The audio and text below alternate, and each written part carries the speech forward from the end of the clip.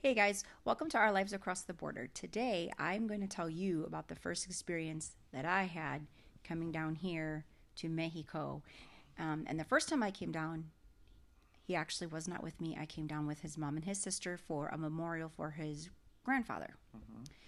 So we came down on a Friday, and we it's a long drive from where we were coming from. So we didn't even cross the border till probably about 1 o'clock in the morning. 9 hours to be specific. Yeah, it's very long.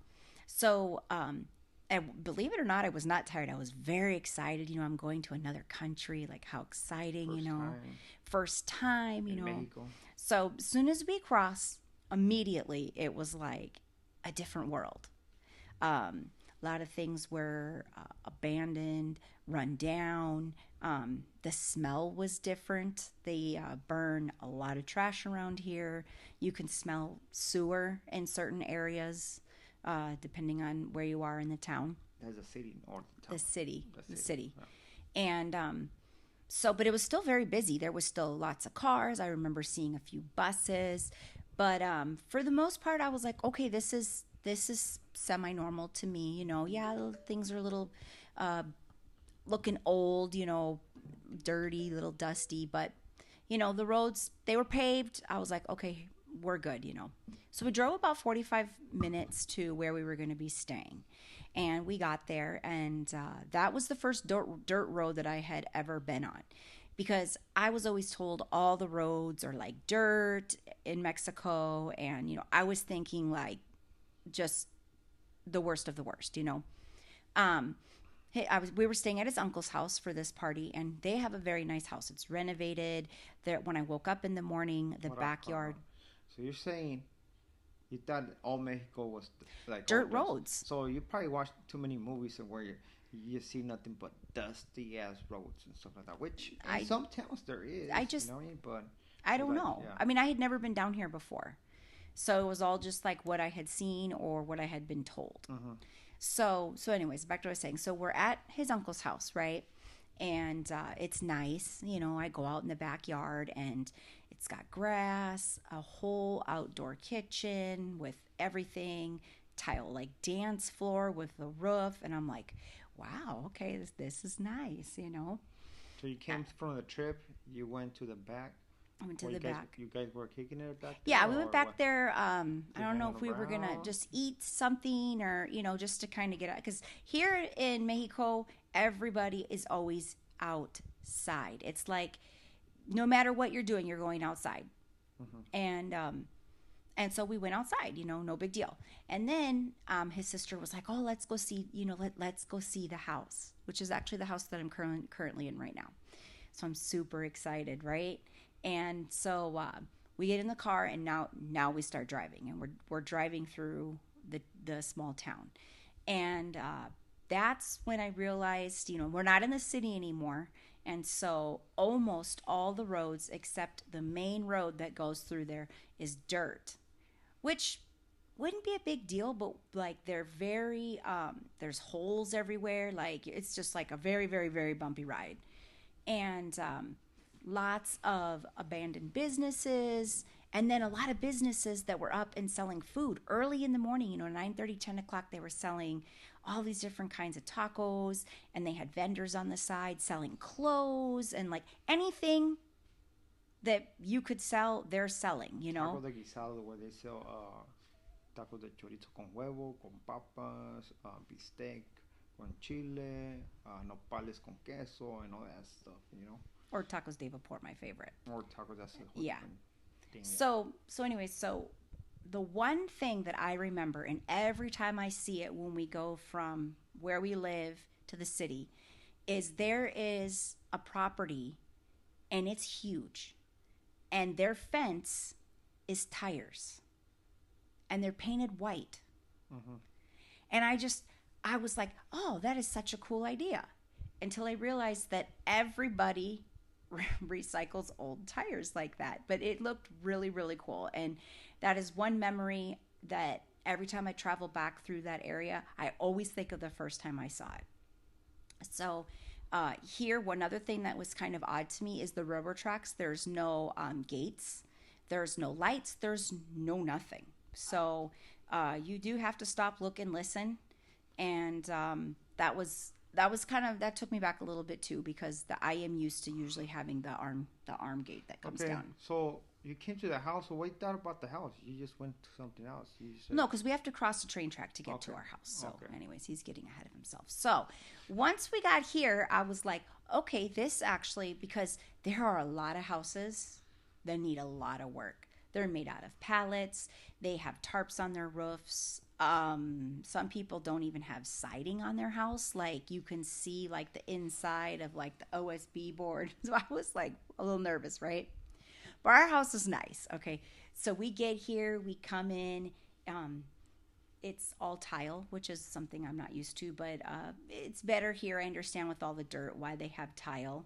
I'm used to carpet. Yeah, So, imagine carpet in oh Mexico. God. Well, now I actually think about how much dirt is actually in people's carpet, even though it might not be dirty. If you've got pets or kids, I can only imagine how much dirt is actually in your carpet or your carpet pad.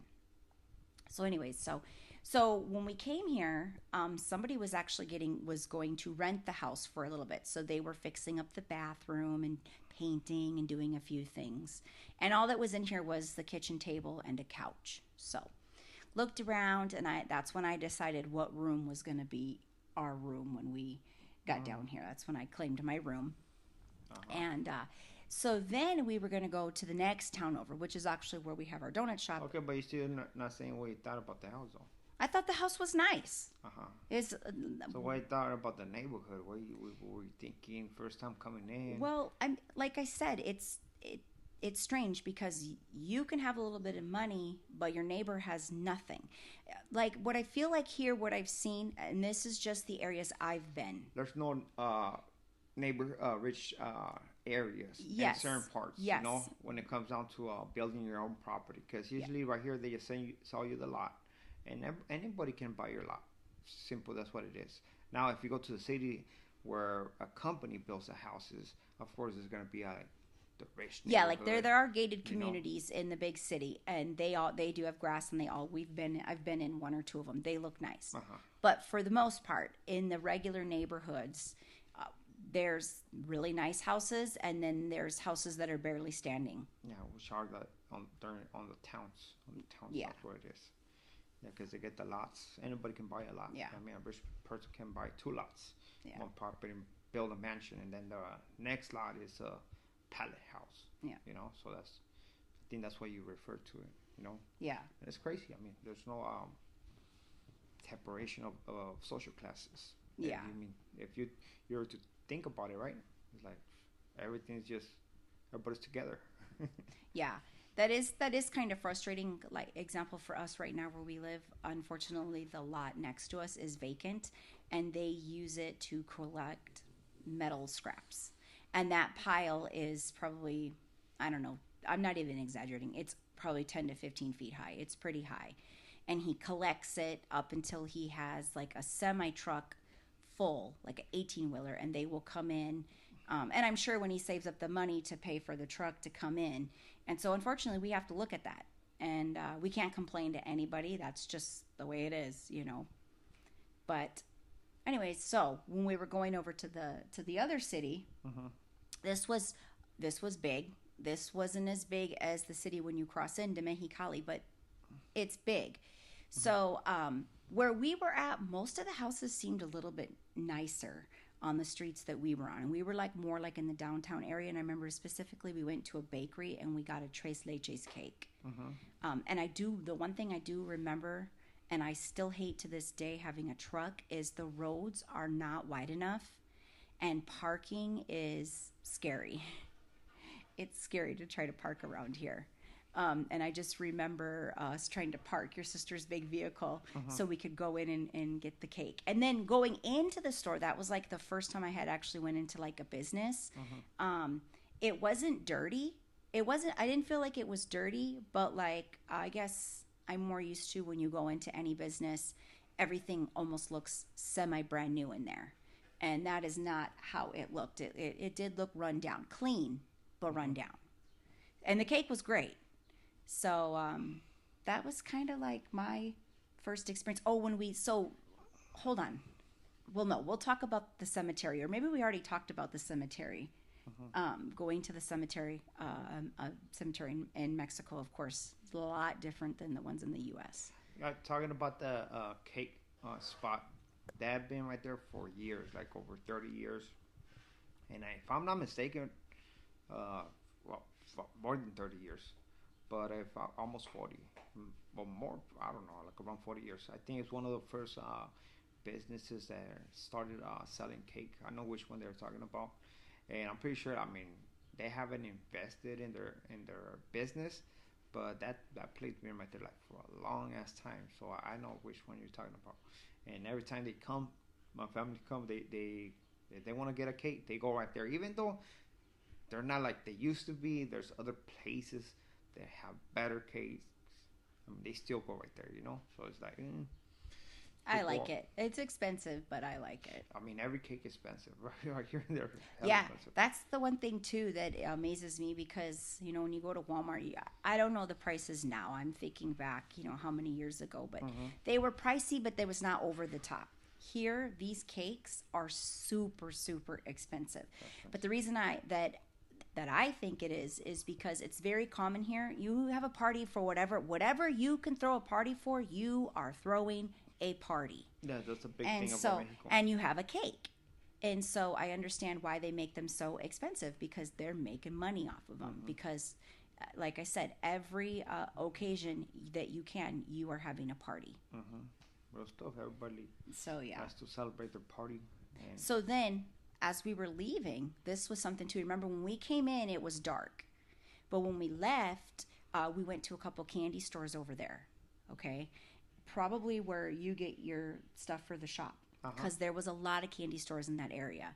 And first, that's when I realized they have Walmart. We passed a Walmart. We passed a Costco.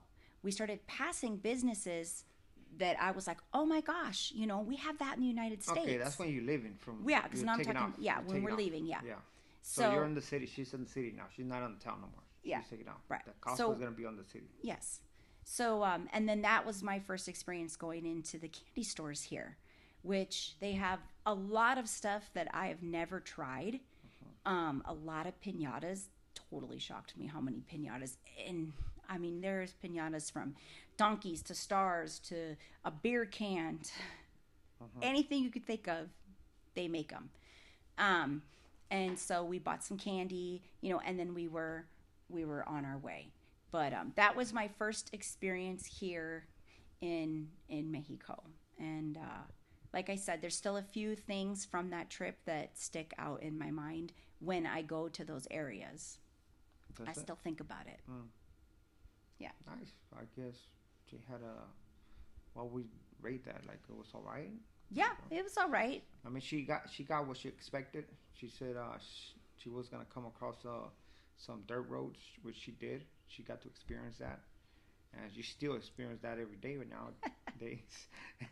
I hate the dirt roads Why is that?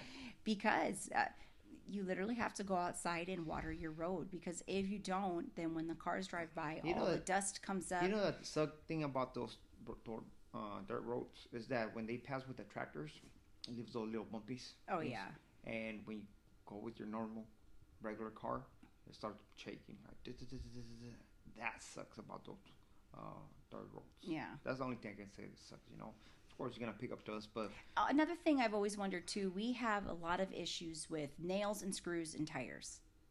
And up until I moved here, I never experienced anything in my tire. And I wonder if it's maybe that when you hit a nail or a screw on the dirt, the gravel, if it does something or if it gets wedged a certain way. Because I'm sure there's nails.